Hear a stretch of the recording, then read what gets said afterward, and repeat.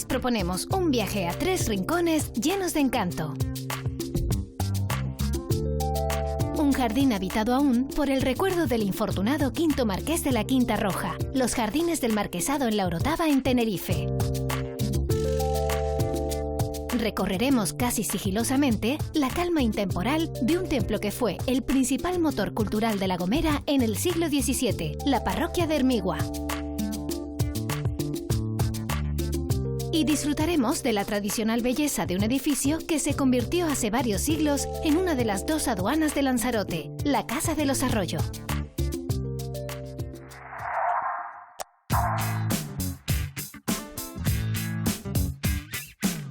Nos encontramos en un lugar muy curioso. Esta verja de hierro debería estar situada en la entrada a los jardines por la calle León. Es un monumento dedicado a la memoria de su hijo.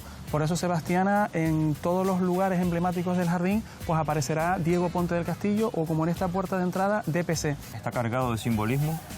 En este caso adquiere gran importancia el número 8. Es un octógono, el monumento tiene 8 pilastres. A pesar de ser masón, Diego Ponte del Castillo era cristiano y en sí la masonería lo que defiende es la libertad de pensamiento y la libertad de religión. Ya que han venido, agradezco la visita. No se queden ahí parados, acompáñenme.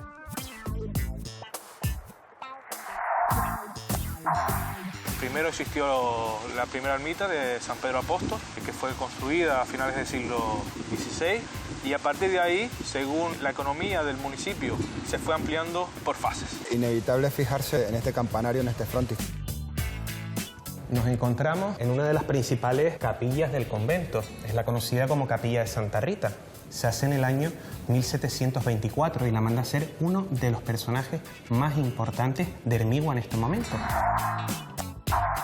La casa había sido una aduana de los Herrera. Ellos tenían una pequeña construcción como un silo para mercancía y una rampa. Ajá. Que fue el primer muelle que tuvo Arrecife. Una nieta de Domingo se casa con un arroyo y a partir de ahí la casa empieza a denominarse como Arroyo. Es una arquitectura más bien exportada de Gran Canaria. Ajá. Y depurada. Tiene un carácter urbano, no rural, pero sí que guarda una planificación típica del litoral, de la Marina de Arrecife.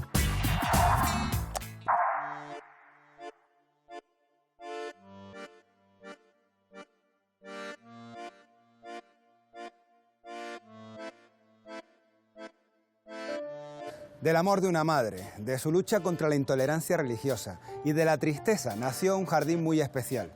En el centro de la villa de La Orotava, en el norte de Tenerife, los jardines del Marquesado son un lugar casi mágico. Un oasis en medio de la ciudad que a lo largo de los siglos ha logrado el propósito con el que fue construido: mantener viva la memoria del octavo marqués de la Quinta Roja, Diego Ponte del Castillo.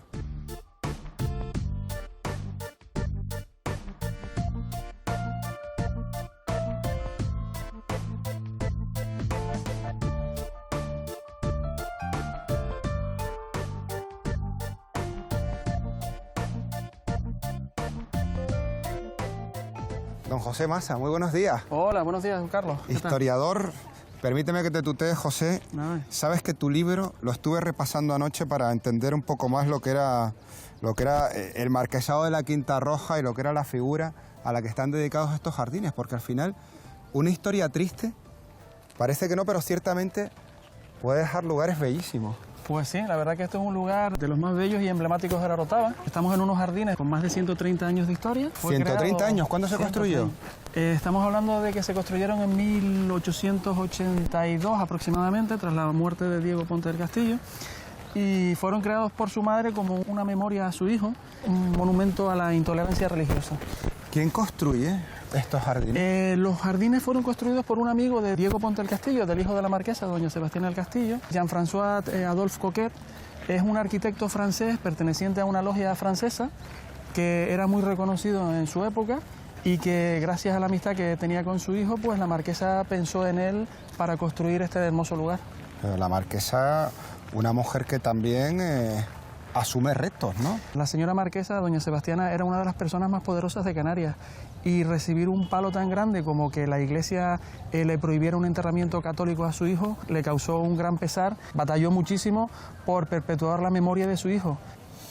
José, me resulta curioso este portón en medio de los jardines, porque normalmente las puertas suelen estar pues, en las entradas y las salidas, ¿no? Sí, nos encontramos en un lugar muy curioso. Esta verja de hierro debería estar situada en la entrada a los jardines por la calle León. Esta puerta es muy llamativa por las iniciales que ostenta. DPC significa Diego Ponte del Castillo. O sea, que esta puerta de entrada, lógicamente, nos indicaba, ¿no?, a quién estaba dedicado todo este monumento. Sí, exactamente. El monumento completo es un monumento dedicado a la memoria de su hijo. Por eso Sebastiana, en todos los lugares emblemáticos del jardín, pues aparecerá Diego Ponte del Castillo o, como en esta puerta de entrada, DPC.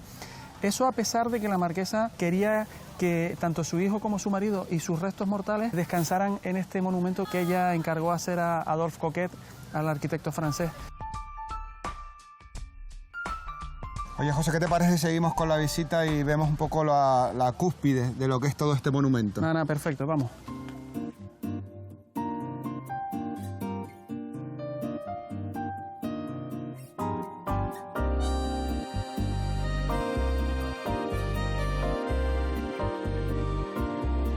José, ¿podemos decir que estamos llegando al punto principal de los jardines del Marquesado? Pues sí, estamos llegando quizás a la parte principal de los jardines, lo que la marquesa dedicó a la memoria de su hijo, y contrató a uno de los principales arquitectos franceses masónicos del momento, Adolphe Coquet, para realizar este monumento. Pero a mí también me gustaría destacar a otro miembro de la masonería, en este caso local de La Orotava, que era Nicolás Álvarez Oliveira, que fue el maestro masón encargado de realizar pues, el resto de la labor en estos bellos jardines. Los antiguos masones eran los antiguos constructores de catedrales, pues claro, ellos son los encargados de hacer la construcción tanto del Panteón como de los jardines. Los propios masones son los encargados de realizar esta obra. Bueno, Carlos, aquí me gustaría comentarte una cosa, ya que estamos situados en un lugar cerca ya de la cripta. La marquesa decidió hacer el mausoleo en un lugar alto, pero también el mausoleo es un símbolo de la intolerancia religiosa y está a la vista, si te fijas, de las 4 iglesias principales de La Orotava. Tenemos aquí a San Agustín a mano derecha, en la iglesia de la Concepción al fondo, queda Santo Domingo un poquito más abajo y tenemos la iglesia de San Juan a mano izquierda. Monumento a la intolerancia a la vista de las 4 principales iglesias de La Orotava. Qué interesante, José.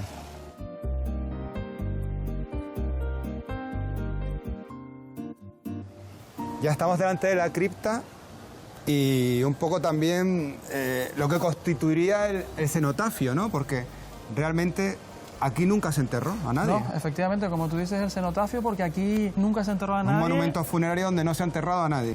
Oye, háblame de la figura de Diego Ponte del Castillo. Bueno, ¿quién era este señor? Diego Ponte del Castillo fue el venerable maestro masón de la logia orotavense Taoro. Él venía de la logia de Santa Cruz, de Teide, y quiso con varios maestros masones más y varios amigos masones más fundar una logia en su pueblo natal, que es La Orotava. Él era una persona pues, muy involucrada en la vida social y política del municipio. Fue diputado provincial por Tenerife y luego pues, fue una persona muy involucrada, como te digo, en la vida social, que le gustaba mucho ayudar a todas las personas. O sea, que él desde su posición era un hombre sacrificado por los que menos tenían. Efectivamente, él era una de las personas más poderosas de Canarias por su posición económica, pero sí que le gustaba siempre ayudar a los demás e involucrarse tanto socialmente como políticamente en todos los ámbitos de la vida orotavense. Sin embargo, parece que su talón de Aquiles era la salud, era un hombre que enfermaba fácilmente, ¿no? Sí, la verdad que era su talón de Aquiles, que era una persona muy enfermiza. Y don Diego muere, y aquí empieza lo que es la verdadera historia que todavía no hemos contado, ese calvario que pasa su madre, ¿no? Efectivamente, sí.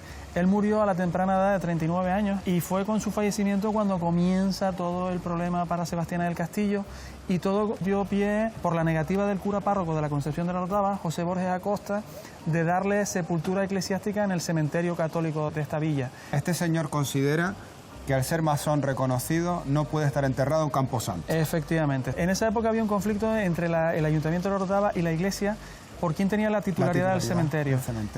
Por eso sí se autorizó por parte del Ayuntamiento el que Diego Ponte del Castillo fuera enterrado en el cementerio, en el Camposanto orotavense, en el Panteón Familiar. Lo que originó esto es que el párroco de la Concepción, don José Borges Acosta, denunciara el caso al obispado y el cementerio villero estuviera declarado profanado durante 24 años. Madre mía. 24 años en que los orotavenses que fallecían pues no eran enterrados en un camposanto, sino en un cementerio pues profanado por la Iglesia.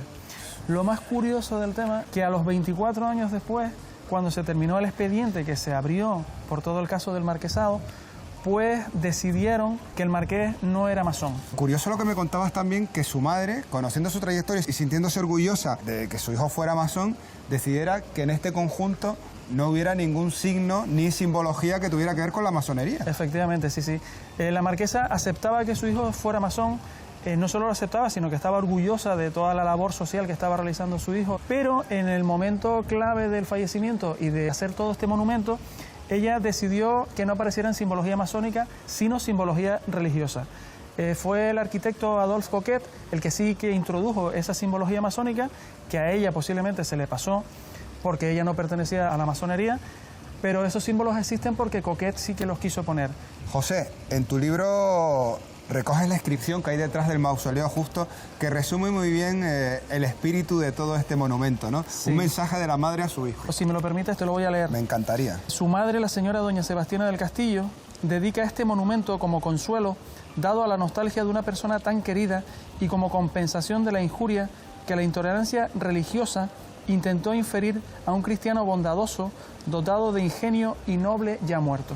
Qué maravilla. Es clarísimo pues lo que la madre quería reflejar con este bello monumento que hoy tenemos en La Orotava. José, con eso cerramos esta parte de la visita contigo. Nada. Ha sido un inmenso placer. Me decías que no querían que de alguna manera fueran evidentes los símbolos de la masonería, pero sí que los hay, y voy a seguir con la visita como tú me enseñaste antes, de abajo arriba en el monumento. ¿Y con quién voy a encontrarme ahora? Perfecto. Pues mira, te presento a un buen amigo, Fabián, que la verdad que es un estudioso y un experto de toda la simbología masónica que te vas a encontrar en el mausoleo. A conocerlo voy. Gracias, José.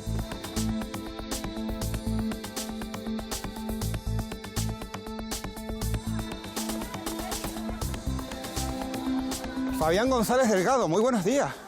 ¿Qué tal, Carlos? En la cúspide En la parte de los jardines del Marquesado. De los jardines del Marquesado de la Y Quinta con Roja. un experto en simbología de la masonería, porque tú has estado llevando, has sido colaborador y guía de las rutas masónicas de La Orotava. Fabián, porque aprender a leer también los códigos masónicos, digamos, esos símbolos, es casi como aprender a mirar, ¿no? Como un niño. Sí, está todo en realidad a simple vista. Lo que pasa es que hay que saber apreciar los distintos símbolos que nos rodean y adentrarse a explorar en ellos. ¿Y por dónde empezamos? A ver, cuéntame. El monumento en sí está cargado de simbolismo. En este caso adquiere gran importancia el número 8. Es un octógono, el monumento tiene 8 pilastres y en algunos de los símbolos están desgajados en 8 partes. También adquiere gran importancia, en este caso, la piña. La piña se corresponde con la glándula pineal humana. Según el filósofo francés René Descartes, en la glándula pineal humana se encontraba el alma humana y es por eso que adquiere un gran simbolismo espiritual en este caso. También cabe señalar el simbolismo de esta flor. Ajá. Esta flor se divide en 6 pétalos. Sí. Que se corresponden a las 6 puntas de la estrella de David, en la cual podemos observar que son 2 triángulos contrapuestos, símbolo de equilibrio. Ya aquí, acercándonos a la entrada de... Sí, a lo más importante, a la parte digamos. más importante, de alguna manera. Donde está el nombre además de Diego Ponte del Castillo, Donde se encuentra y es la puerta, ¿no? Es la puerta que daba acceso adentro del mausoleo. Nada más entrar vemos que la escalera está flanqueada por el sol y la luna. Puede significar el inicio y el fin, al igual que significa el fin este símbolo que encontramos en la puerta, que es el omega, última letra del alfabeto griego, la cual se puede interpretar como la muerte, el final. Encima del omega encontramos en la puerta el árbol de la vida. El árbol de la vida representa la interconexión de las criaturas vivas y en el sentido metafórico podríamos hablar de que simboliza la evolución. Justo encima del árbol de la vida encontramos la corona del marquesado, que representa el estatus social de, en este caso, Diego Ponte del Castillo. Existen en la parte quizás más alta 3 coronas funerarias. Quizás se pueden corresponder con el lema de la masonería: igualdad, fraternidad y libertad.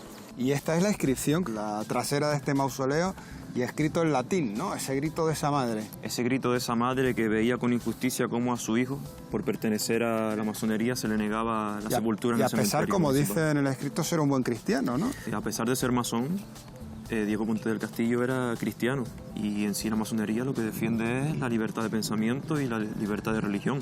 Oye, viendo todo esto, viendo los símbolos, leyendo un poco como hablábamos antes, me resulta difícil de creer que todavía haya gente que se plantea si este monumento es o no o se puede definir como una construcción masónica. Hombre, nosotros desde el principio contamos colaboración de 2 masones de alto grado y ellos han corroborado que aquí existe simbología masónica, a pesar de que la madre de Diego Ponte del Castillo no quería que hubiera simbología masónica.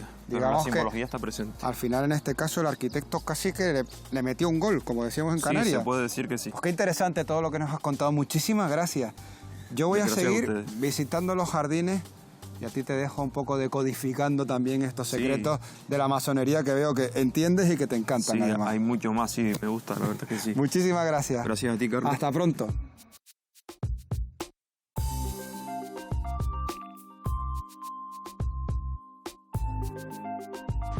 Buenos días, Ana. Buenos Ana días, Pérez Carlos. Rancel. Sí. Tú eres la gestora de la Orotava en ruta. Sí, exactamente. Te he secuestrado un poco de este meneo que hay cada día aquí de visitantes extranjeros y todo para que me expliques qué es la Orotava en ruta. Vale, te explico. Bueno, pues somos un grupo de emprendedores que estamos desarrollando un proyecto cultural. Queremos acercar a todo aquel que esté interesado la cultura, la historia, por medio de una serie de rutas temáticas, visitas escenificadas, teatralizadas y otras actividades culturales. ¿Cuál ha sido la acogida que ha tenido? Muy buena, la verdad que desde el principio hemos tenido bastantes visitantes, las rutas han salido todas muy bien, estamos muy contentos. Cuéntame, por ejemplo, ¿cómo podría ser una de esas rutas, la que te resulte más atractiva? Bueno, pues es súper sencillo. Tienen que entrar en la página web o en nuestras redes sociales. No queremos hacer las típicas rutas turísticas convencionales, sino que buscamos los temas más interesantes y de ahí desarrollamos una ruta.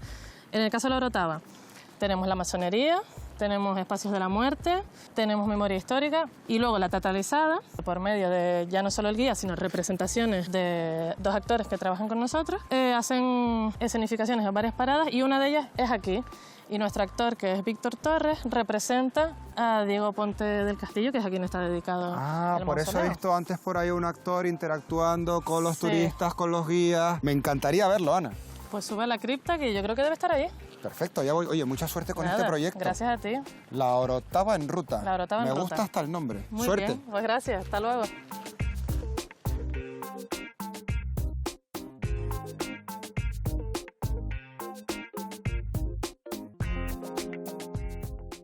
¡Fuera!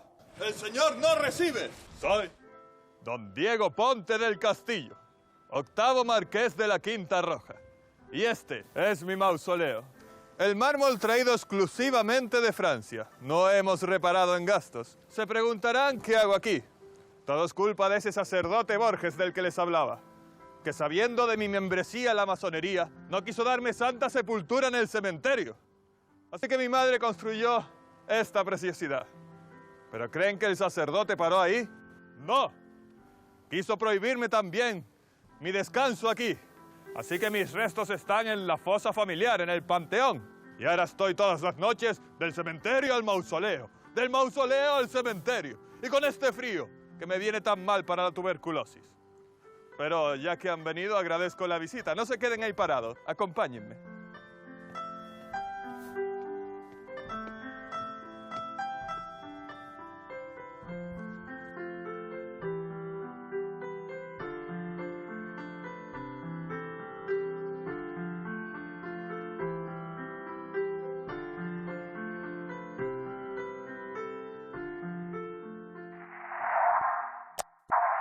Primero existió la primera ermita de San Pedro Apóstol, que fue construida a finales del siglo XVI, y a partir de ahí, según la economía del municipio, se fue ampliando por fases. Inevitable fijarse en este campanario, en este frontis.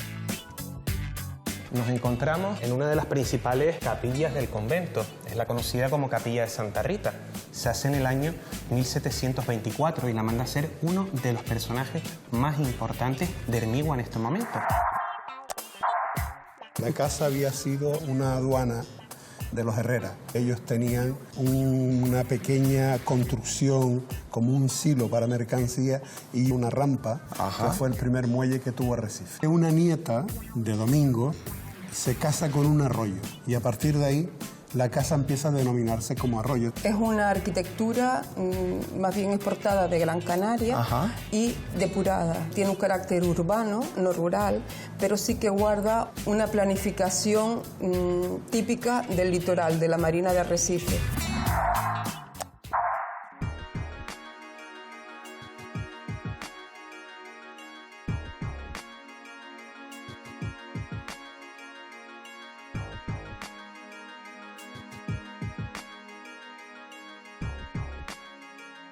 A principios del siglo XVII, unos frailes llegaron desde La Laguna y Sevilla a la antigua ermita de San Pedro de Hermigua, en la isla de La Gomera. Con este gesto comenzó una historia que convertiría al convento y a la parroquia en un importante motor cultural para la isla, el lugar donde se abrió la primera escuela en el norte de La Gomera. Vamos a conocer hoy sus riquezas artísticas y arquitectónicas y, por supuesto, todos los detalles de esta historia.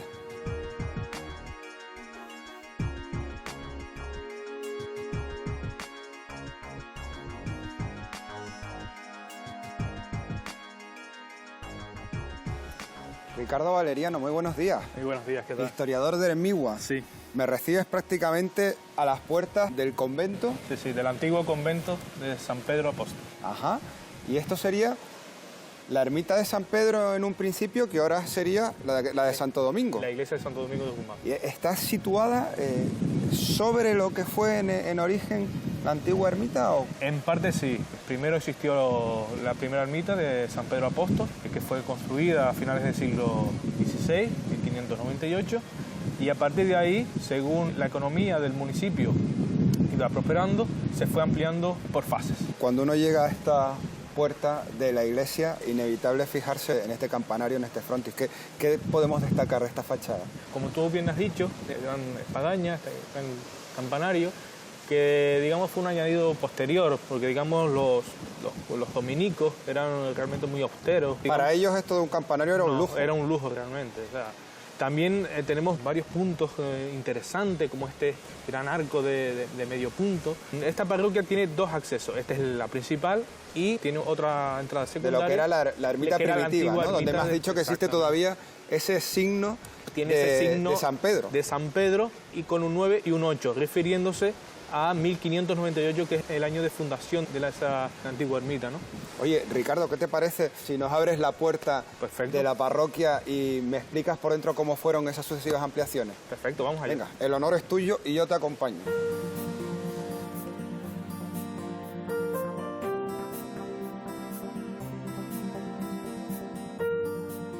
Estamos en una puerta que tiene también mucha historia, porque fue retratada en el cine, concretamente en la película Guarapo, de los hermanos Ríos. Bueno, Ricardo, cuéntame un poco cómo ha ido creciendo esta parroquia. Esta iglesia fue ampliada por fases. Una primera fase tuvo lugar en la capilla de Nuestra Señora del Rosario. Tal como puedes ver, tenemos un arco apuntado que se diferencia de los otros arcos, ¿no? Está recordando a ese mundo gótico. Esa primera ampliación es del siglo XVI y posteriormente en el siglo XVII se va ampliando hacia la capilla de Nuestra Señora Santa Rita.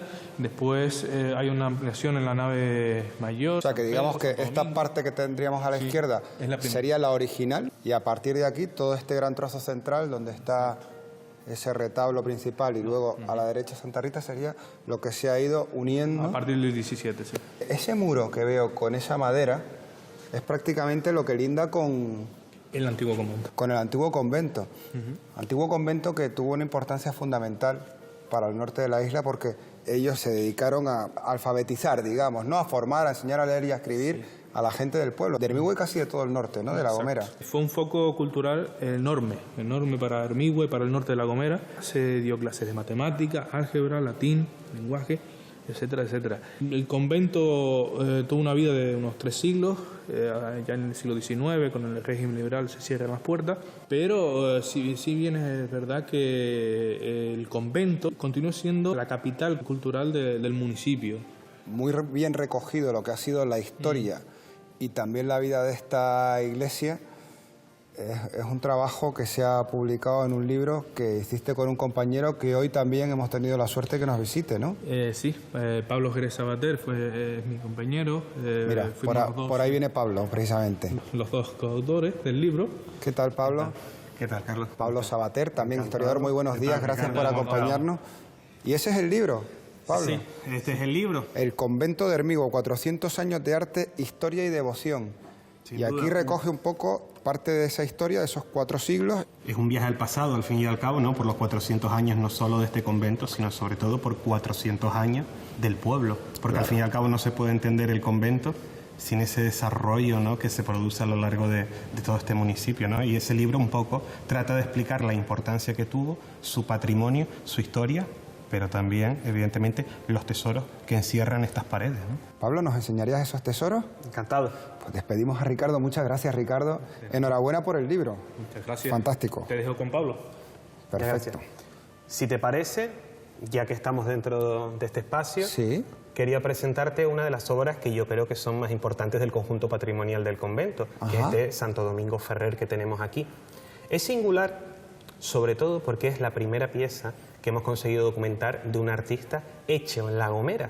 Es una obra, vamos, que aparece datada en el año 1752 por un vecino llamado Luis, el pintor de Agulo.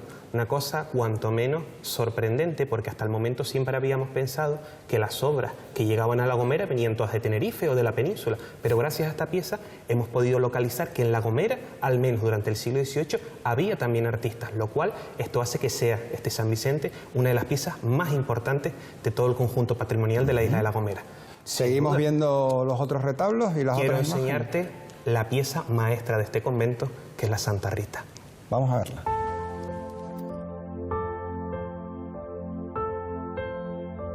Nos encontramos en una de las principales capillas del convento. Es la conocida como Capilla de Santa Rita. Se hace en el año 1724 y la manda a ser uno de los personajes más importantes de Hermigua en este momento. Hay que diferenciar que cuando hablamos de escultura hay 2 tipos. Están las que llamamos nosotros de bulto redondo, completas, o, como en este caso, de candelero, es decir, que solo tiene talladas las manos y el rostro. Pero junto a ello hay algo que es muy importante. La arquitectura en este espacio, en este convento, está escrita en la piedra. Y en este caso, sobre el dintel de la antigua sacristía, nos cuenta exactamente cuándo se construye esta ampliación. En este caso, lo que nos cuenta esa piedra grabada, dice literalmente: esta obra mandó a hacer el muy reverendo prior Fray Baltasar Mexa. Pedro Párraga, es decir, el constructor, me hizo en el año 1645. Es una cosa muy particular, sobre todo porque en Canarias no tenemos muchos ejemplos de este tipo de piedras grabadas. Pues Carlos, estamos ante el retablo mayor de esta parroquia de Santo Domingo, del antiguo convento, ¿no? No solo es el retablo principal, quizás no es el más importante a nivel artístico, pero sí, desde luego, a nivel devocional. Hay una cosa que es muy particular de este espacio en el que estamos. Es el único altar móvil de corredera que tenemos en la isla de La Gomera. Es muy particular. Es un espacio que se articula sobre raíles donde se coloca la imagen, en este caso. Hoy está presidido por el Jesús Nazareno, pero siempre, dependiendo del momento litúrgico en el que nos encontremos, aparece, ¿no?, con una imagen. Por tanto, una cosa muy particular. Quizás te llame la atención que en este convento, de lo que hemos visto, no hayas visto ningún retablo policromado o dorado, que es lo habitual, ¿verdad?, sí, en todos los retablos. Aquí se ha conservado como la madera, ¿no? ¿O se ha recuperado? Al contrario, se ha perdido el color, se perdió el dorado. A comienzos del siglo XX, pues bueno, hubo una serie de párrocos y vamos a llamar eruditos, ¿no?, que decidieron eliminar toda esa pátina de dorado que tenían estos retablos, ese color, y dejarlo simplemente con la madera vista, ¿no? Y hoy, pues bueno, es una de las características particulares. Además, este retablo conserva 2 elementos fundamentales.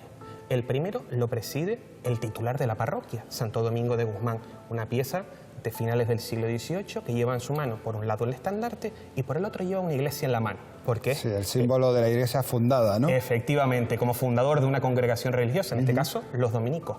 Y al lado justamente tenemos a San Pedro. Ese te iba a preguntar de San Pedro, porque además parece una pieza ya con solera, como antigua, ¿no? ¿Tiene que ver quizá con esa parte original de la ermita? Efectivamente, has acertado. Lo importante del San Pedro es que es una de las pocas piezas que conservamos de esa primitiva ermita cuando se hace el inventario de los bienes que ceden, digamos, los vecinos a lo que van a ser los moradores del convento, es decir, a los frailes.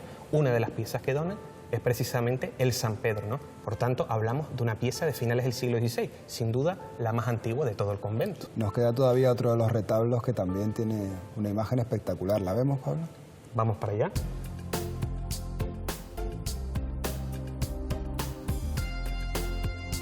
Pues mira, Carlos, estamos en lo que fue ese espacio de la primitiva ermita y estamos en el que probablemente sea uno de los retablos principales de este convento. La importancia radica en dos aspectos fundamentales. El primero tiene que ver con lo que es la propia estructura del retablo. En este caso tiene 2 cuerpos y 3 calles. Ajá. Fíjate también en toda esa profusión decorativa que tiene de motivos vegetales. Sí. También uno de los aspectos fundamentales en relación, ¿verdad?, al contexto del resto de retablos que hemos visto. Pero sobre todo, lo que es importante es la propia imagen que preside el nicho central. Esta imagen es también una de las pocas que sabemos realmente cuando llega aquí a este convento. También hay que señalar que la Virgen del Rosario es la devoción principal de los dominicos y en este caso sabemos que fue un vecino también de aquí de Hermigua, que se llama Miguel Ramos, quien la trae de la península en el propio año de 1611, con lo cual podríamos decir que junto con San Pedro esas 2 imágenes más antiguas que contienen pues todo este tesoro patrimonial que tiene el convento de Hermigua, ¿no? Y en la parte alta veo también, Pablo, otra imagen que también parece importante en cuanto a esa antigüedad, ¿no? En este caso, lo que tenemos en el nicho superior es la Virgen de la Caridad, una pieza también de finales del siglo XVIII, a la que le acompañan 2 pinturas, San Francisco y Santo Domingo, es decir, las 2 devociones principales que existían en La Gomera. Por tanto, no solo hablamos de que es uno, digamos, de los retablos más importantes, sino que todo tiene un valor patrimonial inmenso para todo el conjunto, no solo de lo que es Hermigua, sino de la propia isla de La Gomera. Pablo, pues muchísimas gracias. Siempre decimos en Abriendo Puertas que vamos a encontrarnos con la gente que más sabe de los edificios, pero desde luego hoy lo podemos ratificar. Enhorabuena por el libro también, y me voy a hablar con Clara, que lleva también unos años en la parroquia y me va a contar lo que ha sido la vida y las anécdotas también de este edificio, de esta iglesia. Pues nada, muchísimas gracias a ustedes. Gracias. Hasta luego.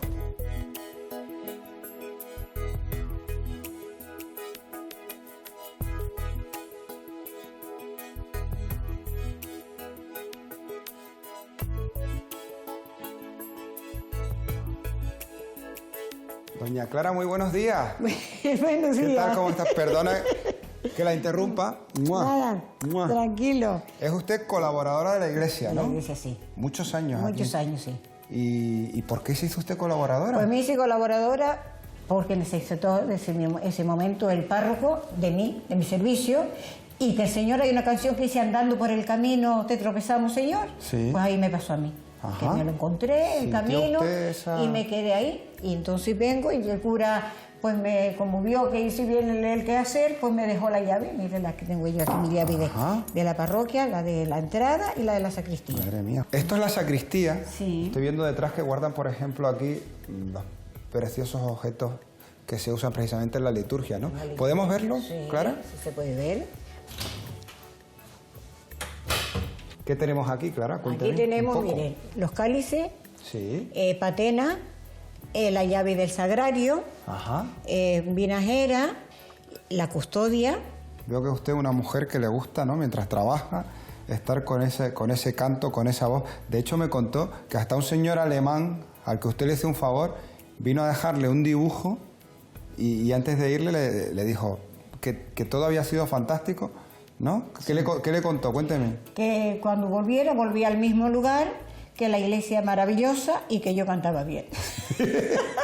¿Se atrevería usted a cantarlo un poquito?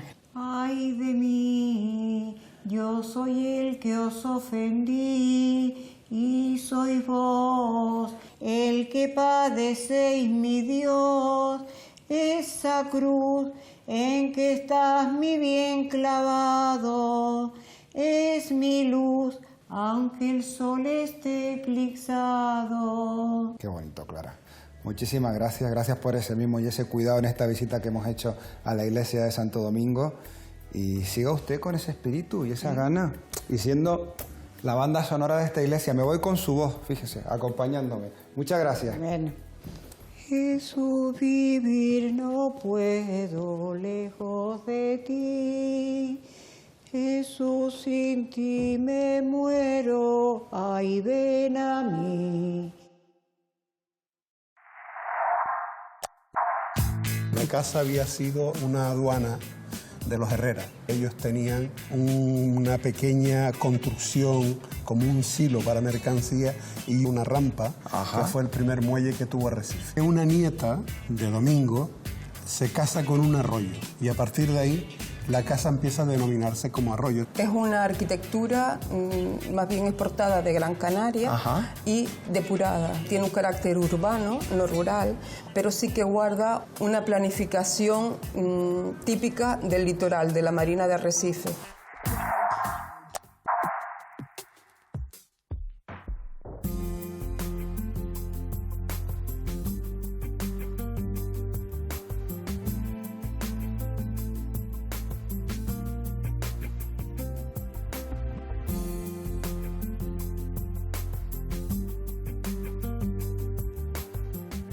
Hay lugares que cuentan historias como la casa que vamos a visitar hoy. Estamos en Lanzarote, en Arrecife, donde la Casa de los Arroyos conserva aún la grandeza que la hizo ser en su momento una de las más ricas de la ciudad.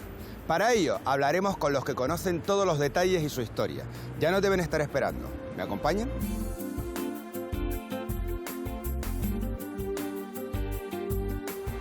Voy al encuentro de Félix Hormiga. Él es escritor, gestor cultural y conoce perfectamente la historia de Lanzarote y de Arrecife. Muy buenos días, Félix. Buenos días. Gracias por recibirnos a las puertas de esta magnífica casa, la Casa de los Arroyos. ¿De qué año es?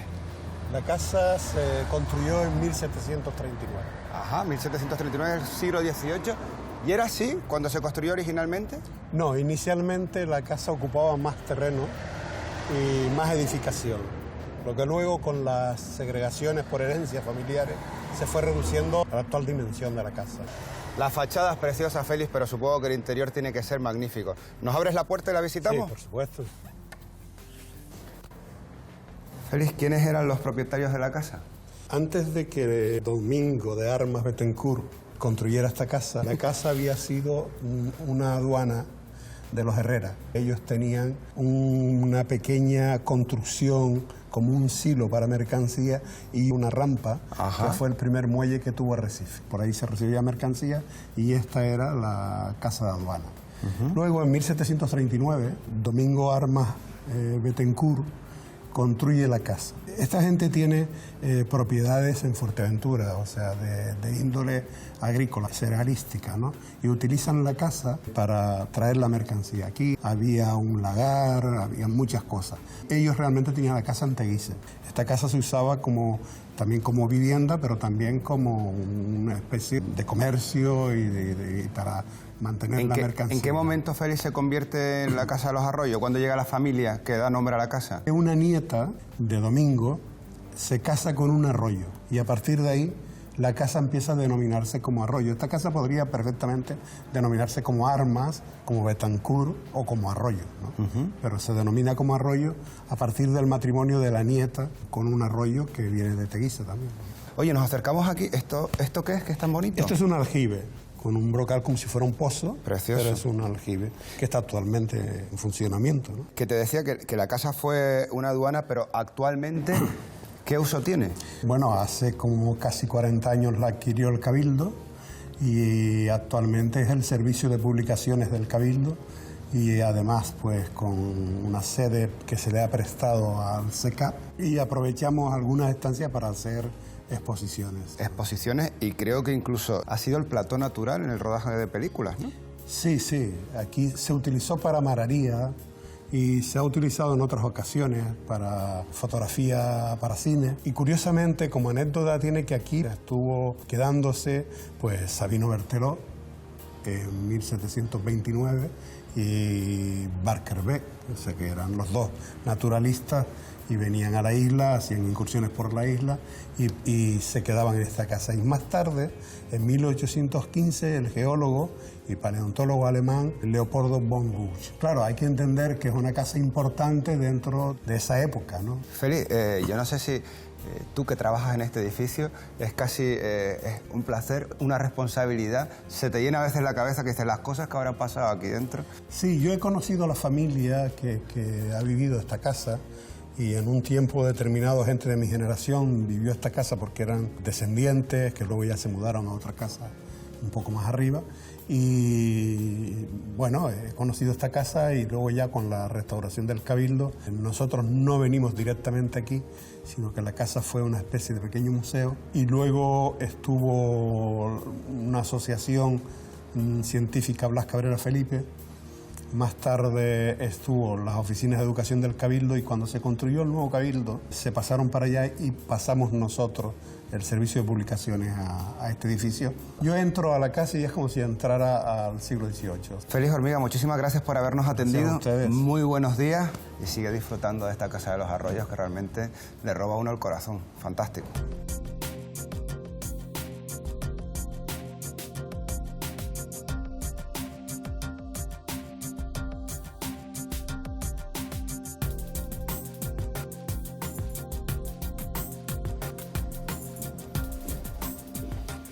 Nora Pereira, muy buenos días. Hola. Técnica de conservación. El lugar ideal casi, esta Casa de los Arroyos, para hablar de conservación y para hablar de lo que supone el trabajo para conservar una casa como esta. Mantener este estado ha sido un camino que no ha sido nada fácil, ¿no? No, un camino donde ha participado la ciudadanía cuando reivindicó la conservación de esta parte, que es la que se pudo salvar. Ajá. Y en ese entonces el Cabildo la adquiere y hace como 18, 19 años hubo una intervención importante en la casa, que en estos momentos consideramos nefasta porque se utilizaron materiales y procedimientos no sostenibles en el tiempo para una casa de piedra, ¿no? De los elementos que la ¿Qué materiales eran, no? Pues en este caso se emplearon, por ejemplo, cemento, que no deja transpirar la humedad, que conserva los muros de piedra, sellado el pavimento. A las maderas se le dio un tratamiento también muy sellador que impide la evolución normal de las maderas. Por eso en estos momentos se están trabajando en dos sentidos. Uno, intervenciones importantes que vayan restando estas patologías al edificio y otras labores de mantenimiento. Hace poco se concluyó la restauración del retablo, que era el elemento importante que presentaba mayor patología de xilófago, que son todos los ácaros que atacan a la madera. Y paulatinamente se va a tender a hacer esas labores con dos ritmos, ¿no? Por cuestiones económicas. También la gente que procede a la limpieza diaria del edificio tiene una preparación específica para saber el procedimiento de limpieza y qué materiales se emplean en las labores diarias de mantenimiento. ¿Esta casa representaría un poco lo que era la arquitectura de las casas antiguas de Teguise? Es una arquitectura más bien exportada de Gran Canaria y depurada. Tiene un carácter urbano, no rural, pero sí que guarda una planificación típica del litoral, de la Marina de Arrecife. Es decir, hay dependencia de almacenaje, de vinos, de granos, de cochinilla, de horchilla, de varios productos que se almacenaban. Que en su momento eran fundamentales para el desarrollo comercial de esta zona de Arrecife. Para la comercial, para la consolidación de una burguesía insular, porque estamos en el puerto, el antiguo puerto de Arrecife, donde se exportaba todos esos productos. Y hoy en día la casa sigue viva, sigue actual. Estoy viendo que hay exposiciones, movimiento. ¿Cualquiera puede visitarla? Cualquiera debe visitarla. Sí. Debe visitarla. Sí, para disfrutarla. Bien dicho, bien dicho. Nona, muchísimas gracias por haber estado con nosotros. Un placer. De ustedes nos despedimos, nos vemos en otro programa con otros edificios, con otras historias y mientras seguimos disfrutando de esta Casa de los Arroyos.